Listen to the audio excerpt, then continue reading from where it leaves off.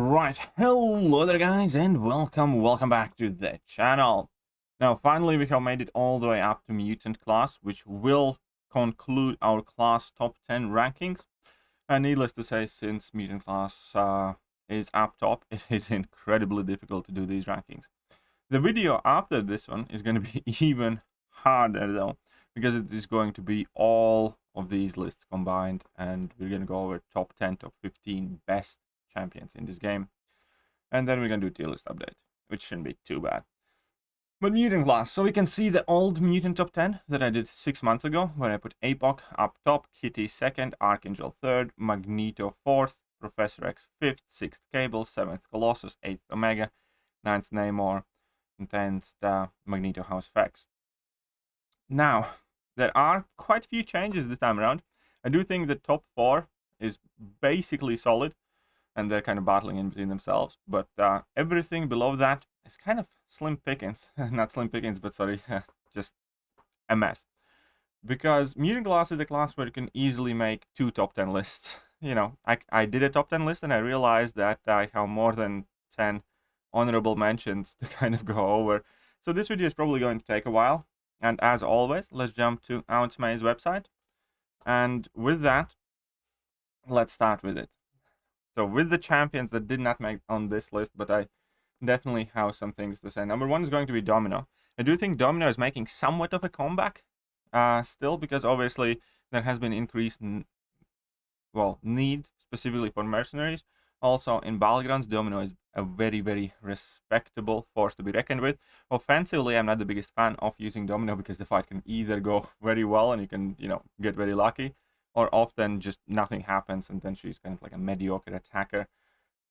But defensively, obviously, she can present a ton of problems, and she's one of those champions that, can scare the living daylights out of your opponents. And then on top of that, we have generally just seen more demand and, usefulness coming out to Domino, so I do think she is very, very close to top 10 currently.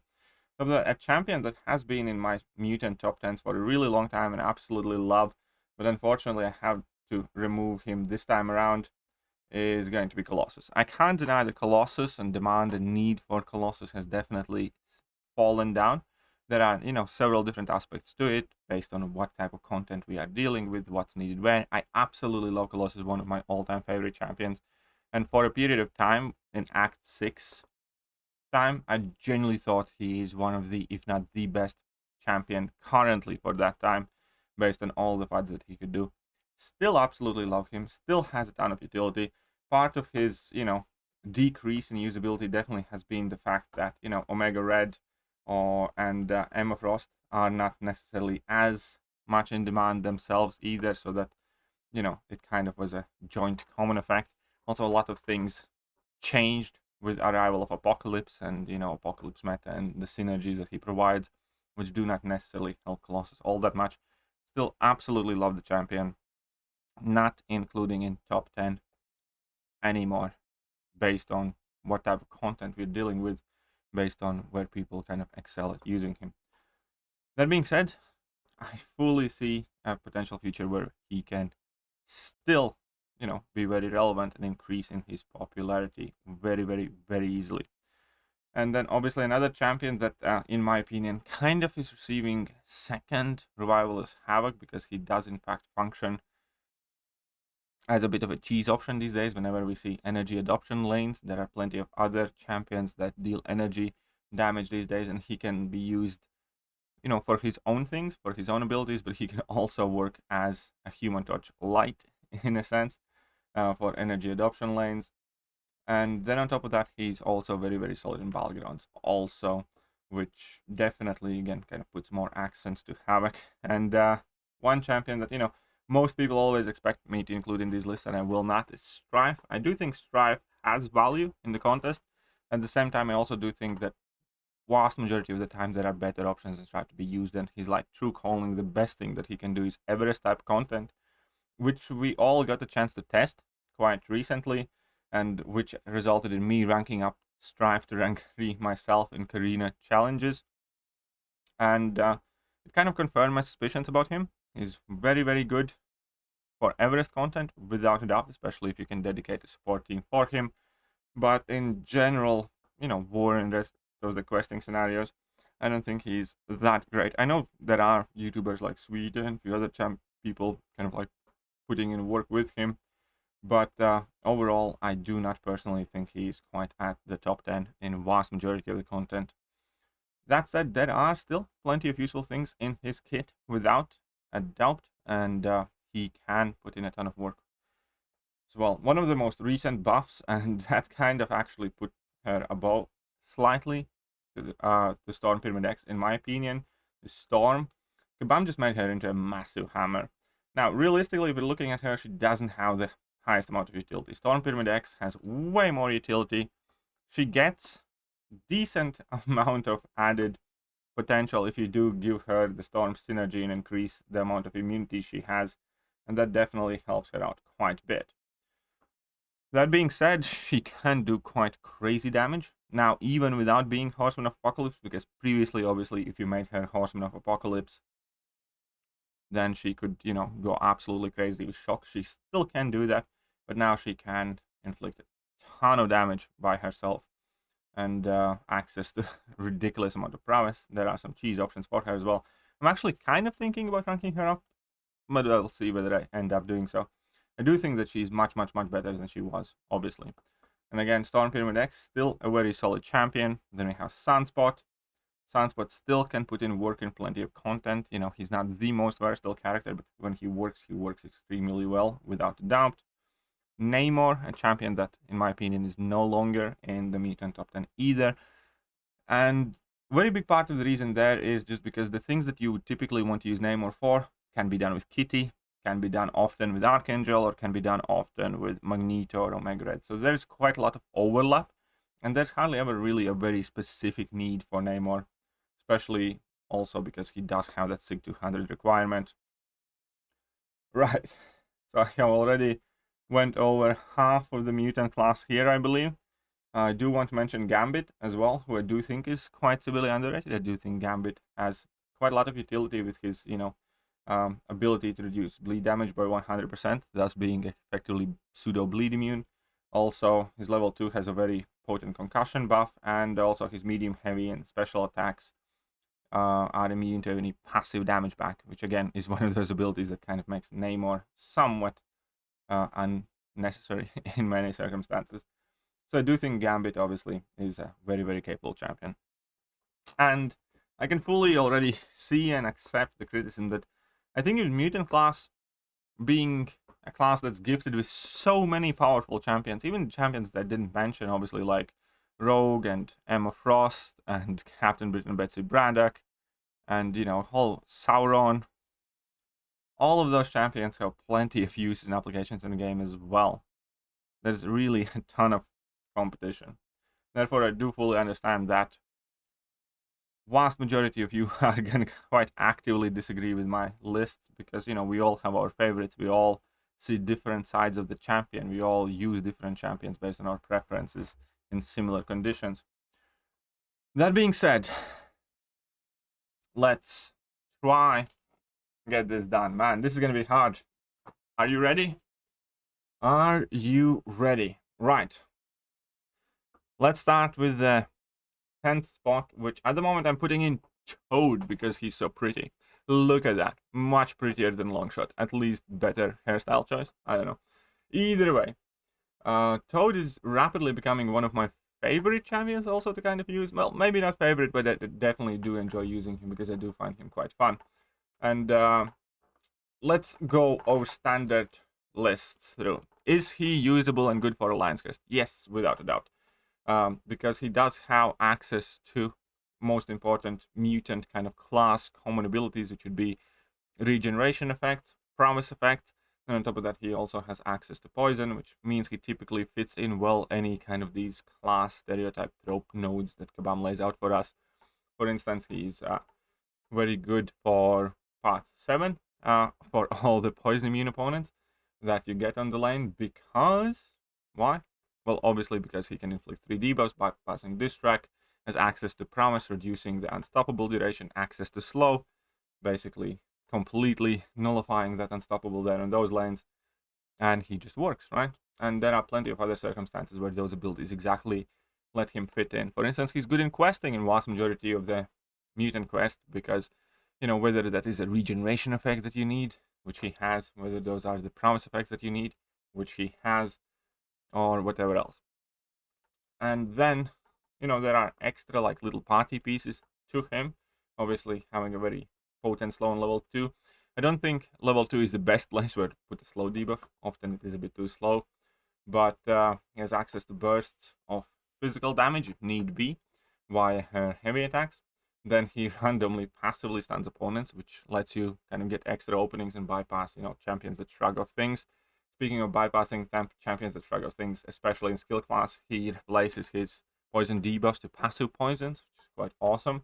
That enables him to work almost as well as Penny Parker does versus Nick Fury, combating his second life. And he's not the most complex champion by any means, but he is quite effective. So going back to can I see him being used in Alliance Quest? Yes, fairly easily with his regeneration, with his characteristics. I do think he's decent there. Definitely do see him used here and there in Alliance War attack. But, you know, obviously he's a kind of staple Alliance War defender. If you can hide him from Nimrod, Nimrod really does eat him up a lot. Very potent in Battlegrounds. Decently potent in questing all across the board. And yeah, I do think he's a fresh addition that isn't absolutely game-breaking.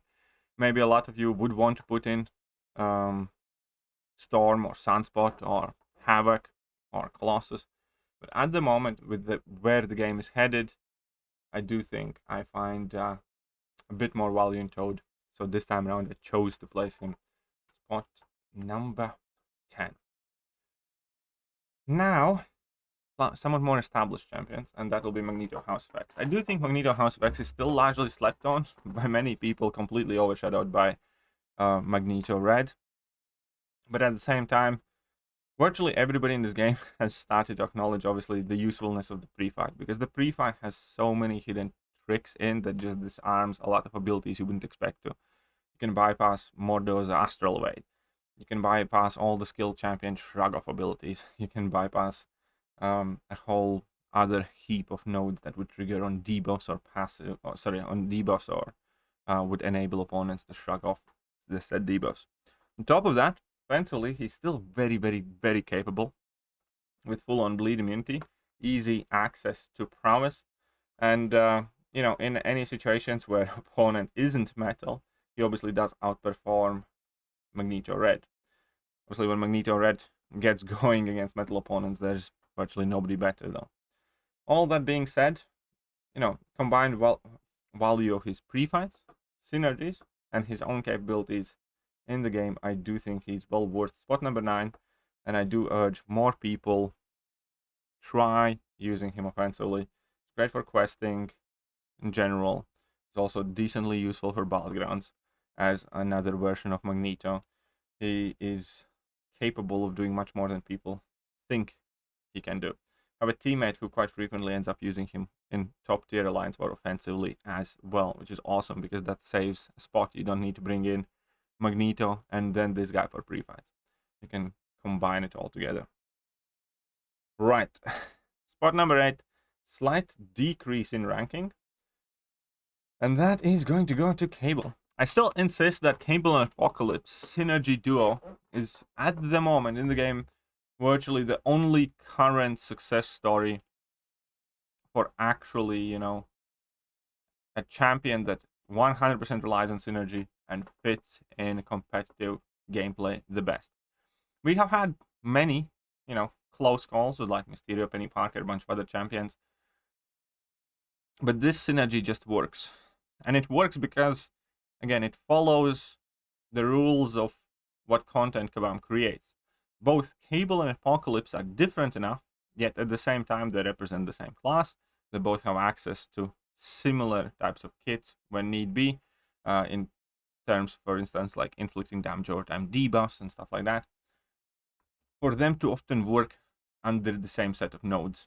So they often complement each other, and which one you end up using, you know, often is decided by exactly which champion you're going up against.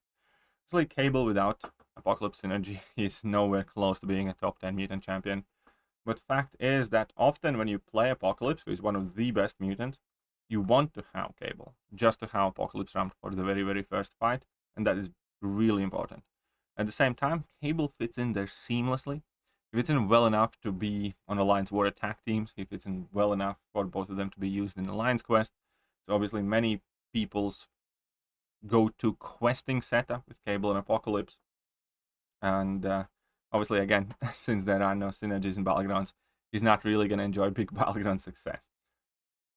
But as far as a single champion can be elevated from, absolute obscurity into actual real relevance, where it's a very, very good idea to rank up those champions, I do think that, it is about as good as it will ever be for any bad champion that gets buffed with synergy. I do think this is the most successful synergy boost buff thing that Kabam has done ever to any champion. Because it's not Trinity, it just requires one champion that is absolutely amazing on their own. They create this champion, they make this champion to be absolutely incredible, and the end result just works. And that's why I still believe him to be very much so worth of spot number 8. His Awaken ability is borderline useless, but obviously all the magic pretty much lies in the heavy attack and stacking the degens. Now, there are some cheese opportunities available as well, if you do make him a horseman, which, by the way, is also a huge condition for this being successful synergy team-up. Because a lot of mutants can get somewhat OP if you actually make them Horsemen of Apocalypse. The problem is you virtually never want to do that, or very rarely you want to do that. Because typically, fully charged up Apocalypse is much better champion than whatever champion you make into a Horseman. If that Horseman ability would not weaken Apocalypse itself, then we would see a ton more mutants that get absolutely OP with Apocalypse, and people would do it all the time. Cable just works because he is not selfish in that sense. He helps Apocalypse get ramped up quicker, and he does not require Apocalypse to depower itself. And for instance, if this would be, I don't know, Storm even, then, you would need to ramp up Apocalypse throughout the quest, which would be, often troublesome unless you happen to fight Mutant first. And then you would need to nerf down your Apocalypse to give that ability to Storm, which, in most cases is just not quite worth it. The quests aren't that long. And again, more often than not, you just want to play Apocalypse to begin with. The fact that Cable can just tag along, you don't need to make him into Horseman. Apocalypse is fully charged always in the first fight. It just makes it also convenient, and it makes it work. Hence, Cable is in spot number 8. Right, spot number 7 is a slight increase in the ranking from before, because I do think there is a slight increase in the use of character itself. Now, the problem with Omega, and why Omega hasn't been as popular as he used to, 100% lies with Kabam. You see, for first several years, Mutant class didn't really have an identity. And if you don't believe me, you can check out which mutants we see in between 2015 till 2018. There's not all that much that binds them. There aren't too many champions that have access to prowess, for instance, especially before the buffs. There aren't that many champions that have access to particular set of abilities. And it's only in the last couple of years that Kabam has started issuing this mutant identity of prowess effects and regeneration effects. Because that is effectively kind of what is most common in the mutant class right now. As an example, again, let's take a look at last 3 years or so. Access to prowess, access to prowess, access to prowess, access to prowess, access to prowess, access to prowess, access to prowess, access to prowess, access to prowess, access to prowess. Unique trophy champion that was designed before this time period. So every champion in Mutant Class has had prowess effect in the last 3 years. Before that, again, let's take a look at everything from 2015 till 18. No prowess, no prowess, yes to prowess, no prowess, no prowess, nope, nope, nope, nope, nope, yes, yes, nope. So much more often than not, prowess wasn't a thing for mutants. It only became a thing very recently. And since it had become a thing, Kabam started pushing many nodes specifically, obviously, that empower your prowesses or give you specific requirements. And the problem is that Omega Red doesn't really benefit at all from prowess, especially because his death spore damage is based on his base attack only. So if you get some extra furies, it doesn't matter. If you put on Liquid Courage Double Edge, that itself also doesn't increase the death spore damage. If you get prowess, very little of his damage typically comes via prowess. And he has been quite hard to enhance. He also doesn't rely on a ton of damage over time effects. So if you do make damage over time effects more potent or last longer, it doesn't really help Omega all that much because he just puts on the 1 degeneration, rest of the damage is passive. So what I'm trying to say here is that Omega Red is the least compatible mutant champion in the meta to work with whatever Kabam chooses to, buff or increase the damage output for mutants. Therefore, he hardly ever benefits from any of that stuff. On top of that, obviously, Kabam releases more and more complex champions as the time goes by, that it is just physically harder to get close to, stand close to. They increase the duration of special attack animations. For instance, compare special attack animation of, most of the champions released in 2021, 2022 to initial ones like Captain Marvel or something like that. The special attack duration has been increased significantly. Therefore, also, it is significantly harder to place those and keep those spores on the opponent. So Omega Red definitely has become harder to use. And there are less places where you really want to use Omega Red. Because why would you? If you can bring in somebody that's going to get 500% Fury passive bonus and is going to finish the fights as quicker. That being said, Omega Red is still admittedly one of those champions when push comes to shove that goes through and delivers. He still has place in Alliance War, even though it has diminished greatly, without a doubt. He is still a part of competitive Alliance War scene. Don't think he's quite as part of Alliance questing. He is, however, great for story content clearing, still, especially if you do not have to deal with all of these attack modifiers, things which he can't ever really benefit with. And obviously, he's also very potent Battlegrounds attacker. So I do think his overall positioning has slightly increased.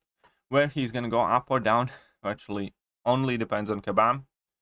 And the last thing that I mentioned, obviously the thing that works against him is the fact that you do need him to be super high. 6-star 6 stones are still really rare and expensive to invest and not that easily available. And obviously you do have to have access to specific mastery setups. So there are plenty of drawbacks to this champion that are holding him back from his previous positions of top 2, top 3 mutant. But at the same time, he does have that versatility, that raw power, the fact that, he can virtually be used against any immunity and stuff like that, as long as you avoid robots. And that he prevents shrug-offs, and he doesn't take damage back from his tentacle hits. All of that is super useful, without a doubt. Good proof of these things were when Eternity of Pain, for instance, came. He was a decent, good solution for several of those fights. But here we are. And that would be why Omega Red is where he is. Still, obviously, very respectable champion, without a doubt, with plenty of things working against him at the moment, unfortunately.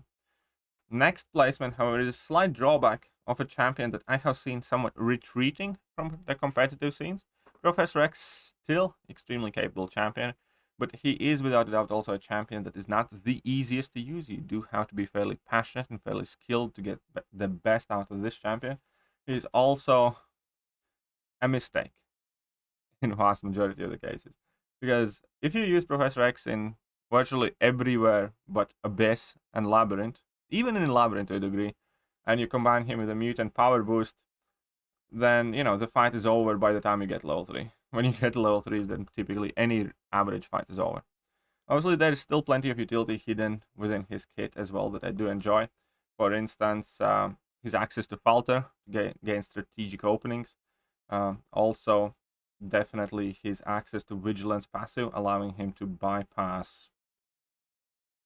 This will also bypass Miss, which is becoming more and more useful. Also, there is a generic utility built in his projectile basic attacks, so he can bypass majority of the damage back from likes of Killmonger and Electro, which can be very useful. And he's a nuke option. He is a great champion. He will be a great champion for a really long time. And I haven't even touched, obviously, his synergies with Mutant champions, because him and Apocalypse came together just kind of to give any mutant the ability to be kind of OP, even the worst of them. That's how powerful all the synergies are. All of them can turn into a mega healing machines with Liquid Courage Double Edge Masteries if you have, made them horsemen and you have ramped up Professor X. If you put in the work, set up the team around mutants, they definitely have the best support system in the entire game out of every single class. Because they can make every mediocre champion or a bad champion into an amazing champion. That's, quite literally the power they have. And again, as a champion, you do individually, all that put aside. Tremendous amount of damage potential, fair bit of utility, and very, very capable champion. But again, at the same time, I definitely have noticed a decrease in his use, likely due to the fact that he does require you to play fairly skillfully. There is some build up, there is some ramp up, there is a there's a specific playstyle that is not going to beat everybody's tastes. And yeah, you just don't see him as often as you once did, but it doesn't mean that he doesn't have that potential in there. Still very, very capable champion. And now, now this is going to be a bit where people start yelling. Oh, okay, fine. Let's just get to it. I'll just say which champion it is, and then I'm gonna stay silent for 15 seconds to vent your frustrations out at me. And spot number 5, I'm giving to Bishop. I know. Okay, I'll wait. Finish yelling at me. That's fine. Go to comment section. Tell me exactly why I'm wrong. I'll wait. It's fine. Done. Okay, cool. Right. So that's here we go. Obviously, my opinion of Bishop has significantly increased, and it is because of Battlegrounds. But it is not just because of Battlegrounds, or I think that Bishop is, MVP for Battlegrounds, therefore he deserves this spot. This is much more because in Battlegrounds, I was forced to use Bishop for a ton of fights I would not have otherwise used him, and he did wonderful. And then I started using Bishop around more different quests and, kind of got more accustomed with the character. And I genuinely enjoy his versatility, his capabilities, and, added bonuses of all the resistances, and then his ability to carry over the power bars and gaining extra cool abilities that obviously was even better. Right, let's start breaking this down. Is he an Alliance War staple? Defensively, 100%. Offensively, not really, even though he does get infrequently used for specific things. I do think he could be used much more in Alliance Wars if people paid more attention to him, though. Alliance Quest champion, somewhat. I don't think he's the most popular Alliance Quest champion. Questing champion, 100%. One of the coolest things about him is the fact that he can virtually gain, unlimited amounts of regeneration buffs on demand and trigger as many buffs, which itself is like a huge thing for a ton of nodes. And especially many of the nodes that work with Mutant champions specifically, like where you gain a Fury whenever you gain a regen buff or something like that. And a whole bunch of others. And obviously that leaves us with Battlegrounds as well, where he is one of the MVP, one of the must-have champions, one of the champions that can get taken down, but typically requests a very specific counter. And even if you have a great counter to Bishop, often one mistake means you're screwed. That, even if you have a great counter like Warlock, if you do make a mistake, either you're going to take absolute ages killing him because you need to kind of wait out that Incinerate aura, or you get tagged by level 2 and you get just nuked in oblivion because it's not the easiest thing in the world to evade. I evade it plenty of times, but I definitely also get still chipped by it at times. Overall, obviously he also works as an incredible offensive option, especially with his punishment whenever opponents purify his debuffs. That is one of the most fun things in the game to do whenever you're going up against something like Kingpin, especially whenever he triggers overpower and purifies 8 debuffs at the same time, just rips out huge chunks of health. And then against skilled champions who are increasingly more and more capable with shrugging off debuffs, he gains his passive stun just like Storm does. And the cool thing about him is that he can deliver damage in a one massive level 2 as like a huge combat damage. And obviously then you can also go on an alternate way and trigger your level 1, which is multi-hit attack. Therefore it will in itself do kind of like more damage if there is some sort of damage mitigation going on. But then you also deliver a ton of damage by just, inflicting incinerates on your opponent.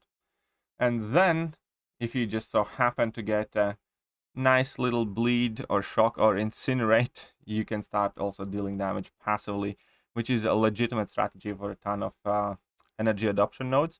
Yes, there are, some champions who can kind of get more overpowered with those, but he's still perfectly capable of cheesing those nodes, especially due to his hugely increased energy resistance. It is a massive 4,270 increase in energy resistance, making him very, very resistant to energy attacks in general, which in return makes him extreme tank against a significant portion of champions.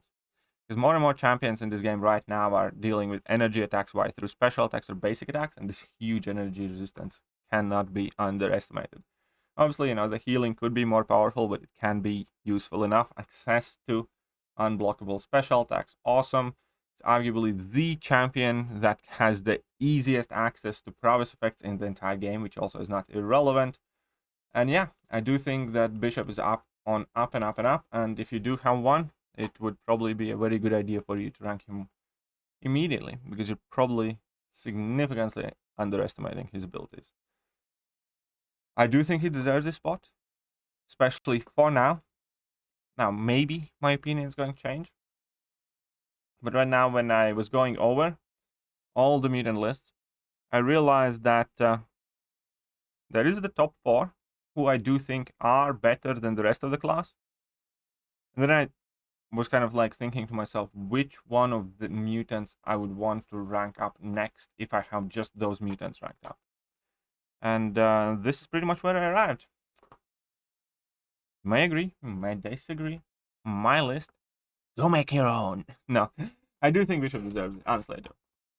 I do think he's extremely underestimated, and I have noticed that, my valuation and opinion of this champion has definitely drastically changed. Because after the buff, I started respecting him more. Definitely, I took mine to rank 3 already a while back, but I didn't use him all that much. Thanks to Battlegrounds, I started using him much more, and he's awesome. He puts in work so much. Anyways, let's move on to the mighty 4, the fantastic 4, the dominant 4. And still in spot number 4, I'm going to put in Magneto. Magneto is the champion that, again, defined, completely altered not only Kabam's need when they are designing the quests. This is definitely one of the champions that they need to count for whenever they create new quests. Because if they forget about Magneto or don't Magneto-proof specific, challenge fights, then he's going to make them a joke. As evident by, 50 bosses in between Act 6 and Act 7 that he can just walk in, get to level 3 and nuke them down. And, half the lanes there as well. So Kabam definitely has been improving on Magneto proofing with like 7.4, for instance. Even though still there were plenty of bosses that he could do. Right, with that, Magneto obviously does have his weaknesses, but he does have his parry heavy playstyle primarily. And 70% ability accuracy reduction is not guaranteed. It also doesn't start at the beginning of the fight, so a lot of troublesome abilities do get to trigger before opponents get magnetized. But there isn't much bad to say about this champion. Against metal champions, he's a tank. Against metal champions, his damage is incredible. There is a problem, however, how he delivers his damage, which is one of the bigger things. Now, on a personal criticism, I really dislike using Magneto because of his parry heavy playstyle that has been made significantly worse with you being forced to kind of charge that heavy attack for prolonged periods of time. So it makes already a slow playstyle even slower, and using champion without a doubt is just tedious. I think out of all the champions in the game, he's one of my least favorite champions to use. Still an amazing, fantastic champion, without a doubt. Very much so worthy of praise. A must-have in virtually every account. Huge problem solver. Just hate using him. He's very, very tedious. And the problem is also that in order to deliver that big, massive fight-finishing damage, you do have to get to that level 3, which A, at times is troublesome, but B, quite frequently is quite slow. Also, the fact that he has a single hit heavy attack just kind of excels, highlights all of these problems and weaknesses. But yes, incredible champion with tons of utility, tons of resistance, one of those that changed the way Alliance Wars are fought, and things that you had to think about changed the way Kabam is creating champions, and that has to be acknowledged. One of the most powerful buffs of any single champion ever, and also just utterly unlikable character to play. Fuck me, I hate using Magneto. But there is the problem with Magneto also, that he's never going to be a champion that you bring in a quest to have fun. He's never going to be a champion that you're like, oh yeah, I'm going to get to use Magneto and parry heavy my way through this quest and get to level 3s. He is, however, a champion whenever you see a boss or something, you're like, okay, I'll just Magneto him. But obviously, he can be used in Alliance quest, even though it's extremely tedious. I have used him personally in past as well.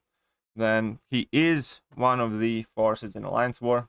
He is, again, extremely capable in story content as, specific boss killer or trouble fight sorter remover. And then he's also obviously troublesome defender enough. I actually have, definitely seen Magneto clutch plenty of wins for a ton of players as a defender when your opponents are only left with metal attackers, or just because of his unstoppable and his heavy attacks to slow down the fight. And then obviously, offensively, he's also incredible. There are certain weaknesses with him, and more recently, Kabam has started releasing tech champions that Magneto isn't particularly amazing against. Like, for instance, Nimrod doesn't care about Magneto. Mega Sentinel doesn't particularly care about Magneto either, and I'm sure that trend is going to continue because Kabam likes to do the counter to the counter to the counter thing. Still, with the amount of use he has in the game already, he's never going to be an irrelevant champion, even if Kabam makes next 50 metal champions that counter Magneto, for instance. He still will have his use with everything that exists in the game already. Still, hate using him though. Very much so worth rank 3, but god, meh. Yeah, anyways, fine. From one parry heavy champion that I hate using, let's move on to parry heavy champion that I love using, and that is Archangel. Now, Archangel has a lot of similarities to Magneto, without a doubt. You can argue which one you like more, because obviously Magneto works against metals, Archangel works against champions that can be bled and poisoned. Archangel, however, is, I think, way more fun to use because A, he has multi-hit heavy attack, which alone doesn't make the fight feel as tedious. You do not need to charge your heavy attack like some sort of Muppet for X amount of time, and you don't have to build to level 3. You can do special attacks whatever you want. You can use level 1, 2, 3, virtually doesn't matter.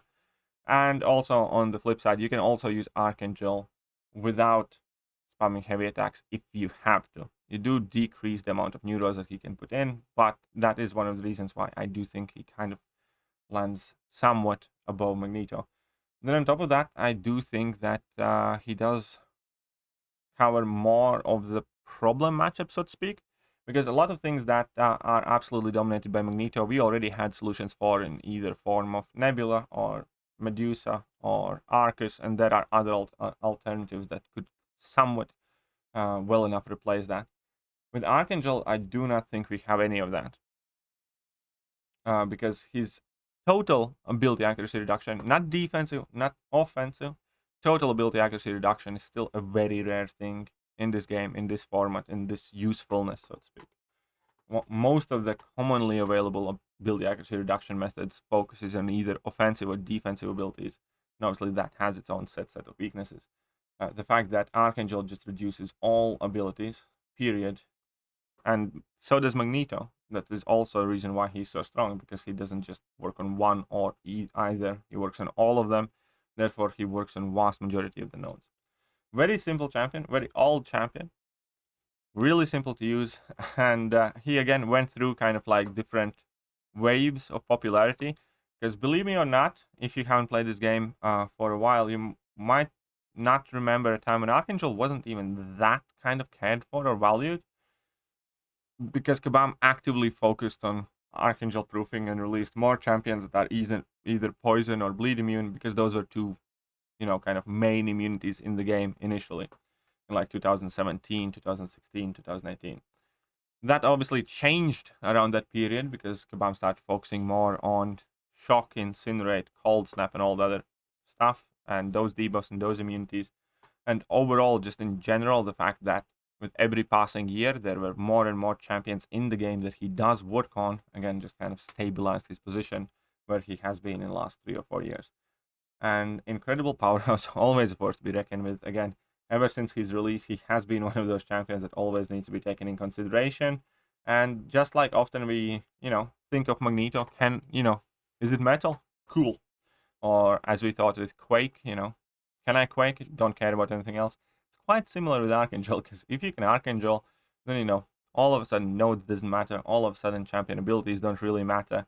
Nothing really does. RNG is the only thing that matters in the fight, which can work as Archangel's weakness.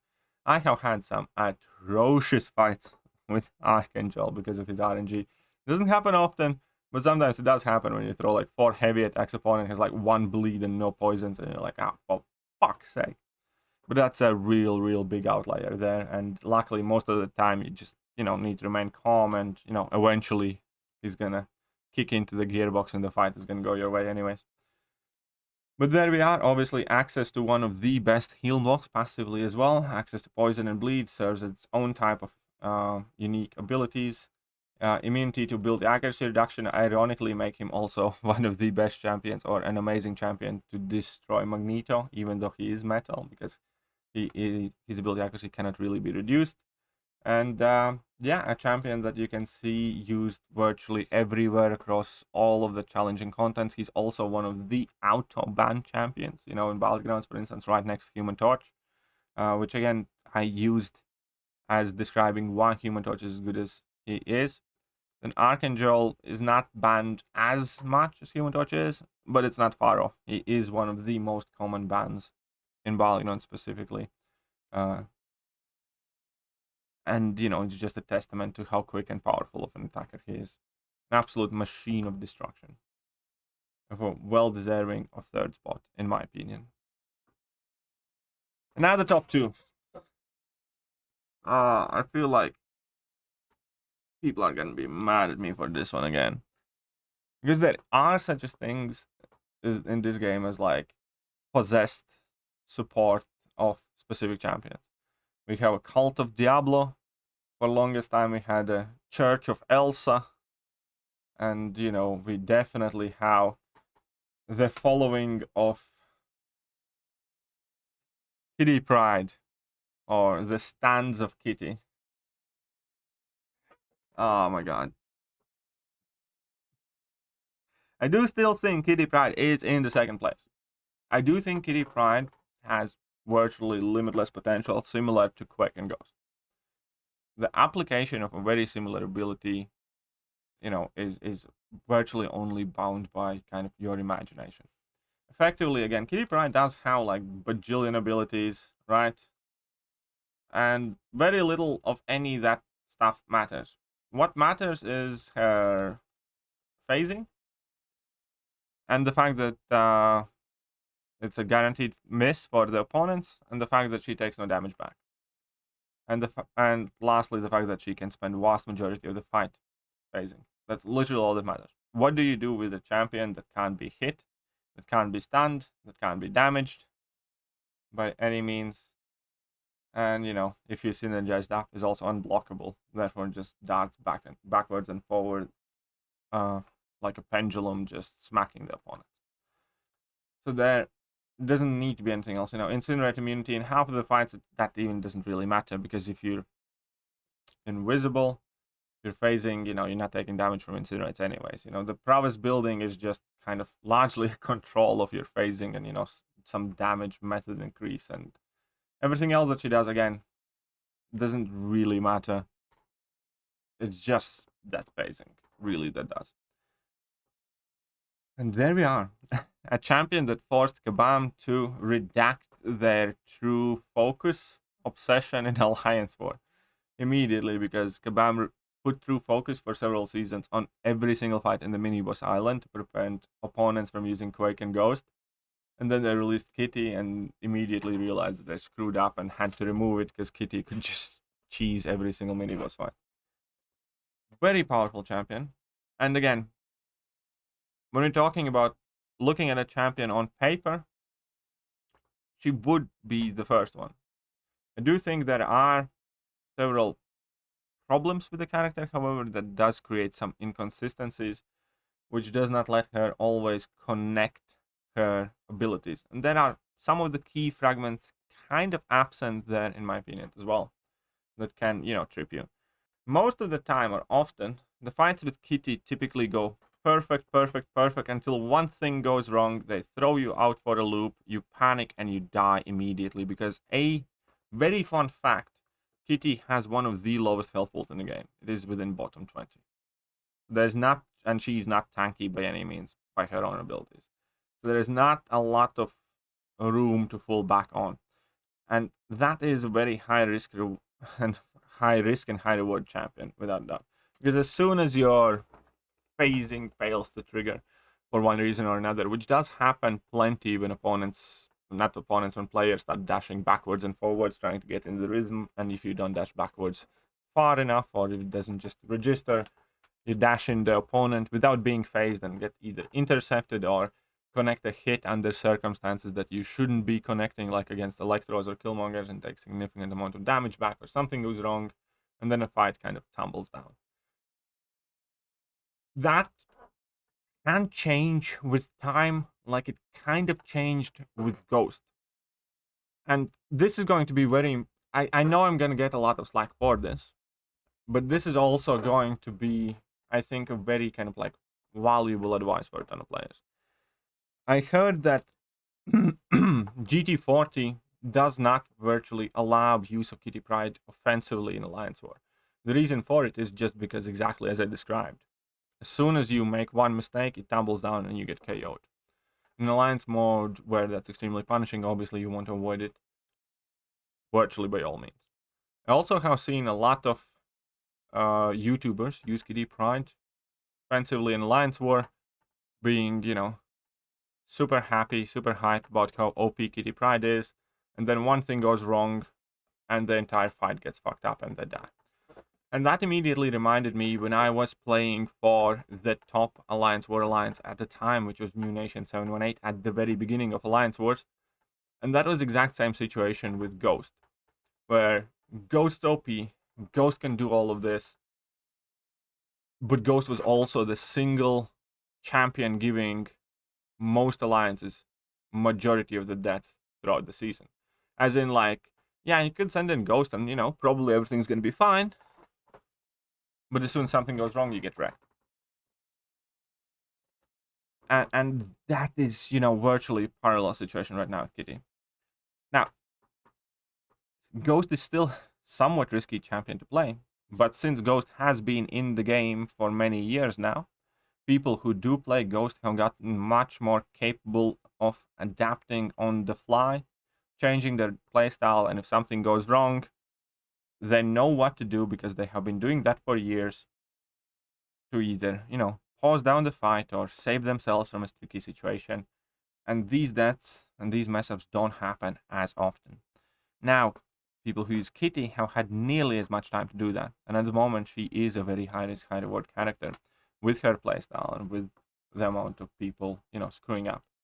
Then obviously on top of that, we do have current issues with Kitty, because like Ghost, if even much more so than Ghost, to be honest, in order to get the best out of Kitty and to make her user friendly, you do want to have your Tiger synergy, you do want to have your Ghost synergy, which kind of like builds you into Trinity, even though Tiger and Ghost are some of the best champions in the game, so it is not really that big of a sacrifice, but it can definitely be at the very least inconvenience for when your champion slots are limited. So she is somewhat more of a somewhat synergy aligned, not absolutely dependent. She has plenty of power by herself without a doubt, but it does make her harder to use, which again does take much longer of kind of getting used to the champion period, and then when you do, then you're more capable with the champion. There are weak points in a fight using Kitty Pryde. Quite often it is right after you use a special attack, because you do lose your prowesses and you are incapable of phasing. Or at the very beginning of the fight when you have no prowesses. And, you know, there are definitely kind of small flaws in the character that, in my opinion, do not let her be the best champion at the moment in the game. I do think that eventually, once people get much better with her and much more confident, you know, we can very easily see Kitty being the best Mutant champion. I do not think she is yet. I do not think she is the most valuable rank up for virtually any player, no matter how well you play with Kitty right now. I do think that Apocalypse, which is the top mutant, lands all of his trump cards on the table much more easier, much more consistent, has much more room for error, and has overall more capability that matters in the game right now. He's the only champion with disorient immunity, which already gives him, like, you know, huge niche area there, for instance. And obviously he has ability to significantly buff an entire class of champions and, you know, give them a ton of new abilities. But within himself, he embodies plenty of immunities, tons of damage, tons of versatility with access to concussion, degeneration, poison, weakness, and, you know, ability to mitigate opponents' evade effects. And everything that Apocalypse does have just connects better with the content. Virtually every single piece of content, I do think Apocalypse is more meaningful champion that matters more, that is better balanced at the moment in the game. Be that Everest type of content, where you can bring him easily in Labyrinth and Abyss, and I think do better than Kitty would do. He's, you know, a definitely much more capable champion and safe champion Alliance War. I do think he's a better Alliance Quest champion because he's more versatile. I do think he's much more useful in questing scenarios because, unlike Kitty Pryde that demands a specific synergy team around him, he's the champion that can empower plenty of other champions. And, you know, Battlegrounds, we can say that he's tied because I do think that, you know, without ability to go up to 4 prowesses and stuff like that, he was fairly slow, but he's much better and scary defender than Kitty is. So I would be willing to kind of tie them in Battlegrounds, I'd say. Because defensively he's much better. Offensively, Kitty is much better in Battlegrounds, I'd say. So overall, I do think that Apocalypse is still the best mutant in the game because he does play bigger role and does it much safer than Kitty Pryde does at the moment.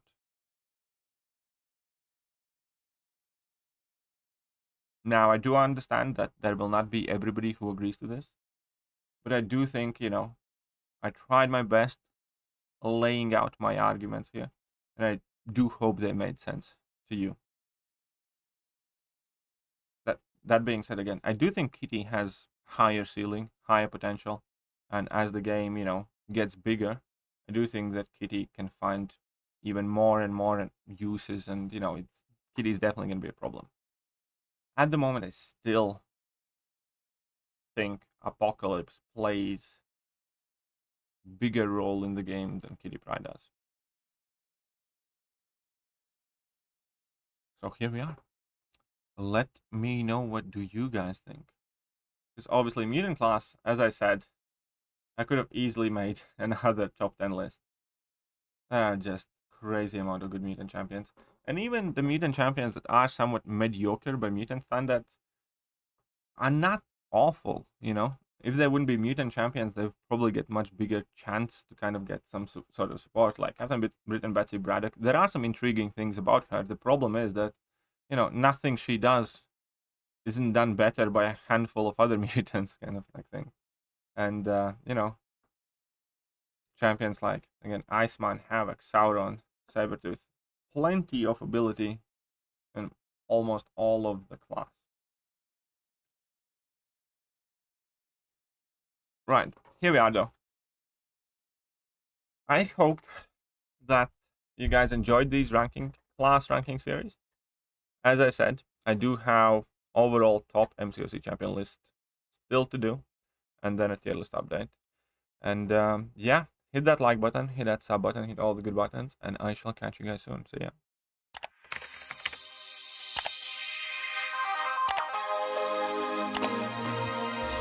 Hello there guys, and welcome back to the channel. So we have all the information about